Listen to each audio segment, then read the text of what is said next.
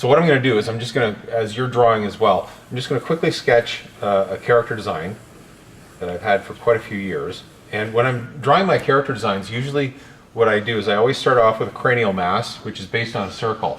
And I sort of build things out from there. So our two primary shapes that we work with are spheres and cylinders.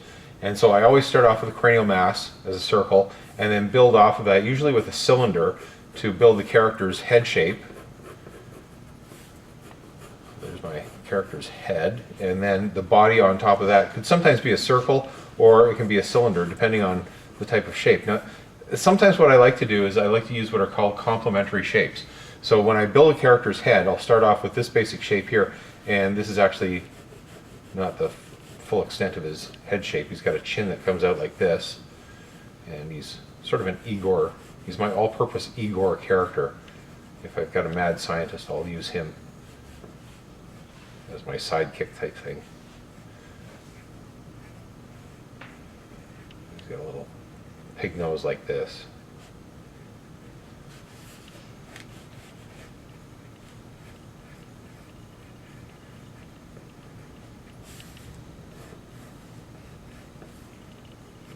I just need to add a little bit more of a punch on his back there.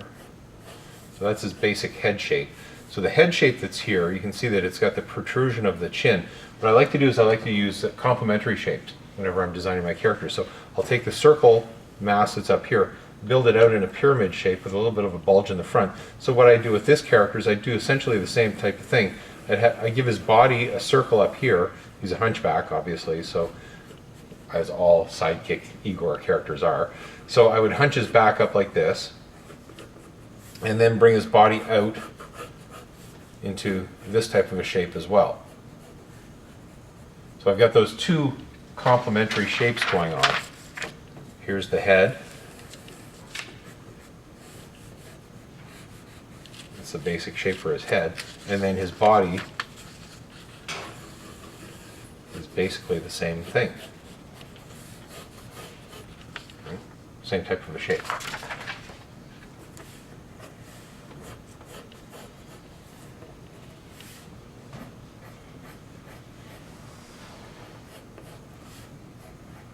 And his legs, he just has short, stumpy little legs. Now like this. I put a little bit of a taper on them so that they're thinner at the top and thicker at the bottom. And then little tiny shoes here.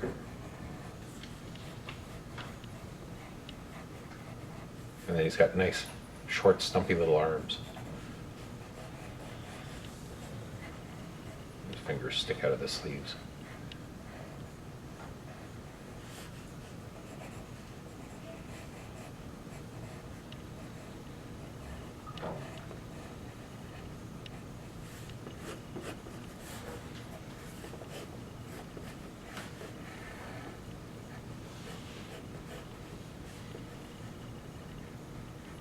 Bag under his eye there. So that's the basic character design. So what I do from this point, what I would like you to do as well, is break your character down. Once you get the character fully designed, what I want you to do is break them down into their basic shapes so that we're only dealing with the shape and not the details when we're doing our animation.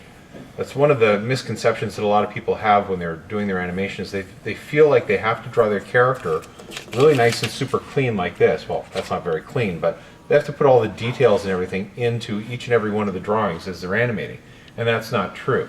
What you'll find is that as you move on to some of the more advanced assignments that we're going to start into right after this one with the jump up and down, the broad jump. Broad jump will be the first assignment where things are not cyclical. It turns into like the descending energy bounce where it comes to a stop. So it starts over here and ends up over here, but it doesn't actually cycle through.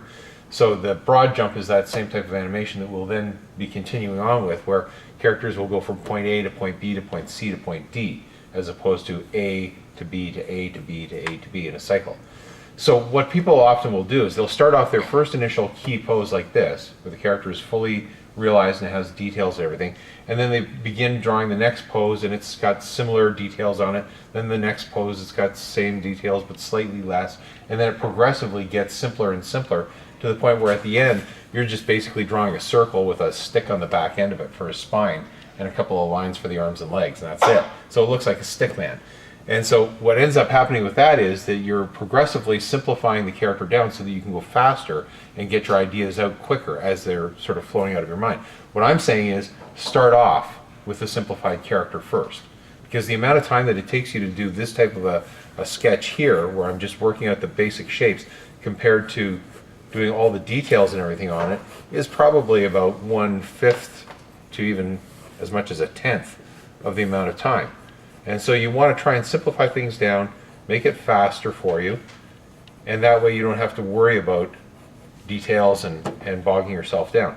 And your animation will go so much faster. So then overall, when you've completed your rough animation, you may have, let's say you've got 40 keys, and each one takes you a minute. It's like a minute gesture. That's 40 minutes of time. As opposed to if each drawing takes you 5 minutes times 40, that's a lot more time, right? You're talking about maybe 2.5 hours there, all right? So simplify things down as much as you possibly can in just their basic shapes like this, and you'll find that things go so much quicker. So what I want to do is now take you through the process of starting to realize who your character is from an emotional point of view. And we've spoken about this before in the first semester about what is animation all about, what is filmmaking all about, and what is entertainment all about. And it's really all about, the core element of it is touching on a character's emotions. You want the audience to feel the same emotional feelings that the character feels, and if they don't, then you sort of feel ripped off. Remember, we talked about a horror film. Why do you go see a horror film? It's because you want to be scared. And if you're not scared, then you feel like you've been ripped off, right? So that's what we want to try and do, is we want to try and touch on the emotional context of who the character is and what they're feeling at that specific point in time. So there are 4 basic emotions that you can have. There's happiness, there's sad, there's angry, and there's scared. Okay? And there are variations on each of those. You can sort of blend some of them together, and you can also have different degrees of it. You can have a character who is extremely scared, and someone who's mildly scared or just a little bit shocked, and then you can have someone who's terrified. All right. So there are different degrees of emotion that we can have here, and that depends on how far or how extreme you want to push the expression on the character in both their body and their face. So we can play around with that. So as we're doing these drawings now, what I want you to do is draw whatever extreme position you want, or whatever subtlety you want. Extreme is always better because it shows up better. So what we'll do is we'll start off with happiness. We're going to draw your character in a happy pose. All right? So think of what the character would be doing if they were really happy. All right? So what I'm going to do is I'm just going to sketch right here over top. I'm going to use this as my base reference, so I can flip back and forth to make sure that my character design is staying the same, the proportions are staying the same. But I'm going to have my character nice and happy, and I'm just going to have him jumping up in the air just a little bit. So there's my cranial mass just up a little bit higher. And get my basic shape for the head there. And I'm going to have him with his mouth open because he's smiling and he's going, yay!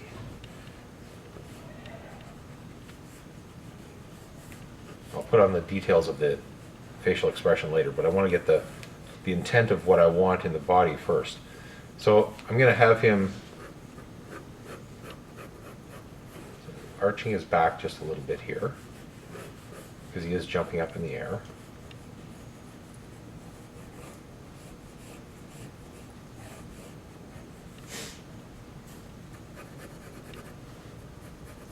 I'm going to throw his arms out here. The other arm, when I'm drawing arms, I attach them to the body. So I'm trying to think of the character in 3-dimensional terms. Like, what do they look like as a 3-dimensional object? As if I'm sculpting it out of Super Sculpey or clay or something like that, plasticine. So there's my center line running through the character's body right there, so I can see that it's rotated around. So when I attach the arm onto the body, I'm actually looking for an ellipse here that's the actual contact point, and then drawing my cylinder for the arm out there. So then what I would do is I would try to find my perspective for the drawing. My perspective point would be around there, so I would project through the body to try and find on the opposite side of the body where the arm would be attached over there, and then draw through the character. Now in this case, The arm probably wouldn't be seen because it's in behind the character's body or head. So we might see the fingers sticking out, but then you'd have to sort of gauge whether or not that's a good silhouette. If you necessarily want fingers just sticking out of the side of the character's face, it would look kind of weird. So you have to gauge whether or not you're going to cheat it a little bit or rotate it around. I'm just going to throw his thumb here, get his fingers sticking out.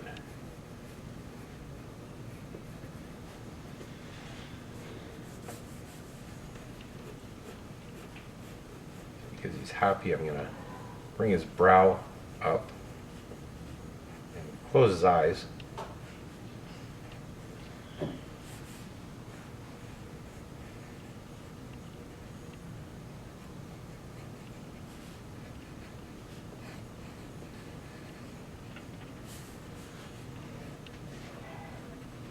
Tongue in there.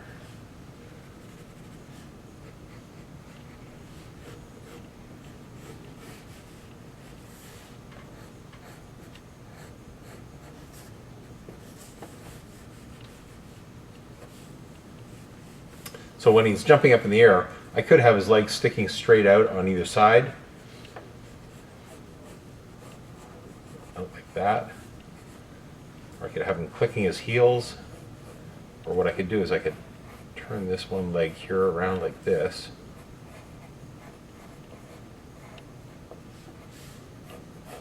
And kick this leg here straight out this way.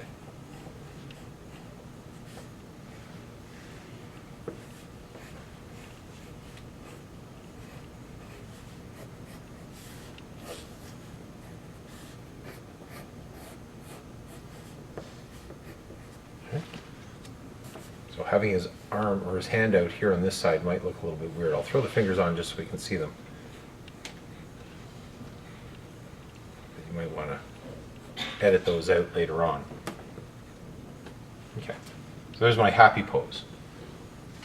So now let's go to a sad pose. And if the character's sad, usually they're going to be slumped over a little bit more. Everything's going to sort of sag and droop down. So instead of having him arching his back in this direction here, I'm going to arch his back over this way even more. So there's my basic body shape there, arched over.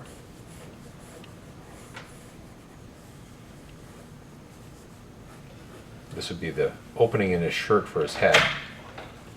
So I'd want to pull this down as well. And maybe have his head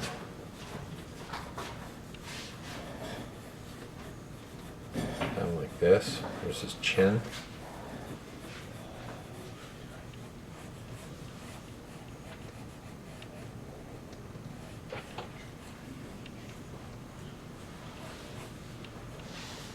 Sad eyes. Bring his brows up like this.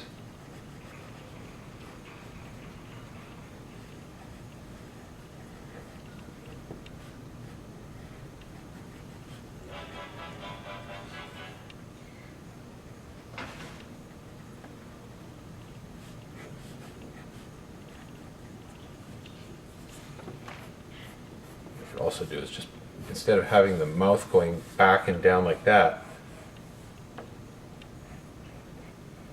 lips down like that instead. So you get everything to sort of sag and droop, including his ears.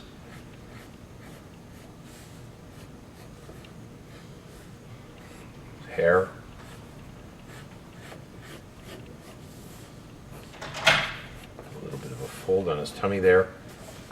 And then just bend his legs a little bit just to pull him down.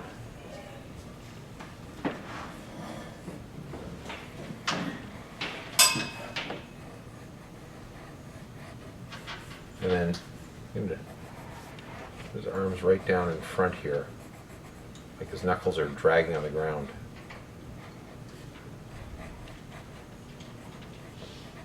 Total despair. Woo-hoo. He's off a little bit with his proportions, but I can adjust that later on. So there. To a sad pose. Happy, sad, happy, sad, happy, sad. So now let's draw him in an angry, aggressive pose. He's going to attack someone. So with an attacking or angry, you're going to be forward a little bit more. So it's similar to the sad pose, but I'm just going to bring him upright a little bit more here. And just angle his body over here. And maybe spread his legs out a little bit further.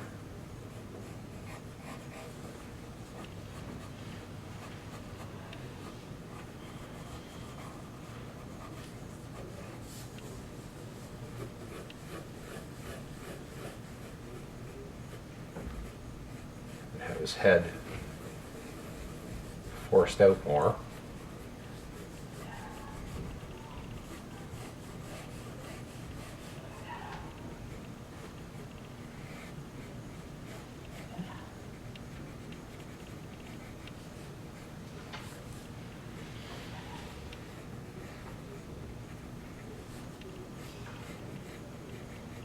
Angry eyes.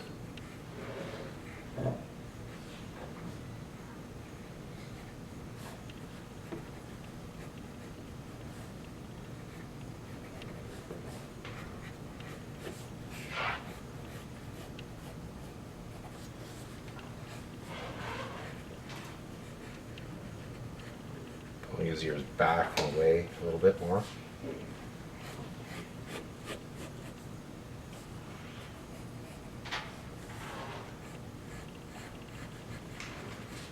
Put his arms up here.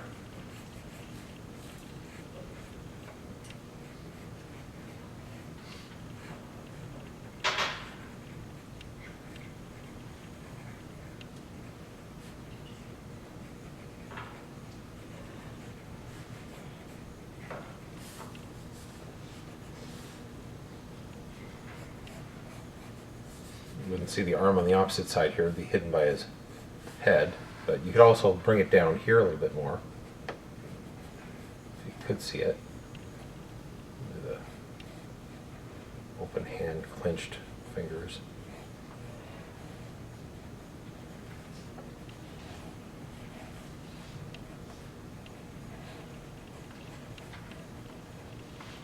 I mentioned in the other lecture, it's good to get a strong sense of how hands are drawn so that you can go into some shortcut poses with them. There is a formula to drawing them, and it's just a matter of practicing. And so when you practice drawing your hands, you have a model always with you. So if you draw with your right hand, your left hand is always willing to pose for you in whatever position you want. So if your hand is going to go into that type of pose there, you can hold it up like that and see what it looks like. If you want to draw your left hand, or you're looking at it from an awkward angle that you couldn't quite get your arm into that position, put a mirror up and then use the mirror, the reflection of the hand, in order to draw it. But your hand will always pose for you if you ask it nicely. If you treat it really nice, it'll do anything you want. So and it's more than eager to pose. So use your hand as much as you possibly can to do that. And as you get used to drawing the hand, it becomes easier to do your gestural poses very, very quickly. So there we've got more of an aggressive type pose now. So the body posture is similar to the sad, but we're starting to open things up a little bit more and make them angrier looking. So now let's do a fearful pose where he's scared of something. Maybe the mad scientist is chastising him for some goof up where he grabbed the wrong brain, and so he's yelling at him. So we're going to push him back and away.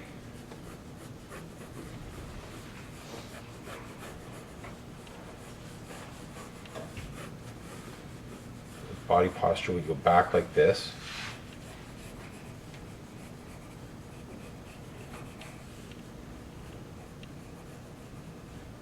Could even be down on one knee.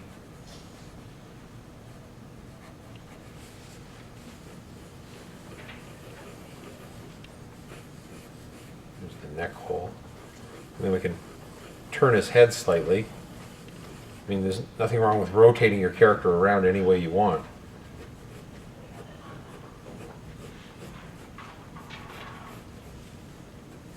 Pulling his head back.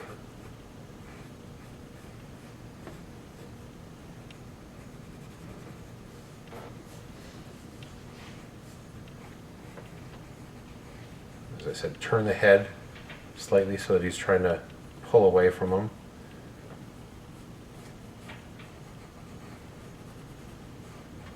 Get the brows up a little bit higher there.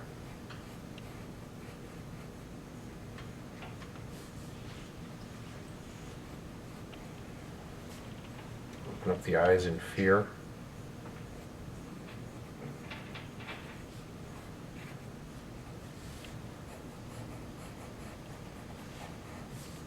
Pull the brows.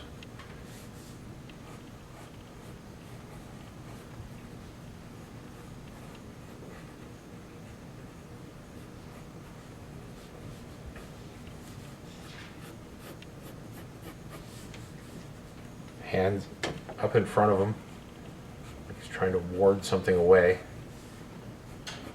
No, master, please.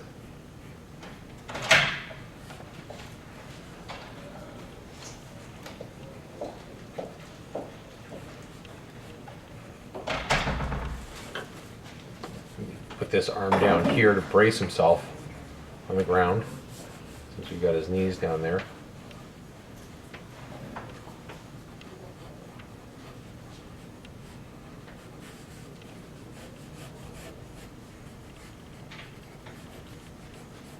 Okay, so it's more of a pulling away type of a pose. We'd even put him down on the ground even further there. Or scrunch his leg up even more here. It's down underneath him like that. And bend this knee as well to get him into more of a cowering position. So our plane that he's sitting on here is more like this. You always try and place your character on a surface of some sort, so he's not just floating in space. Look for the perspective that's going on with it. Pull the hair back. Yeah. More of a fearful type of pose. So the body attitude is going to change depending on the type of emotion. So now when we're going into the run cycle, as I mentioned before, you need to attach a very specific emotion to it. So we have those 4 basic emotions: happy, sad, anger, and fear. And to whatever degree you want to put that onto your character, you have to adjust the body's posture in order to reflect that in the run pose.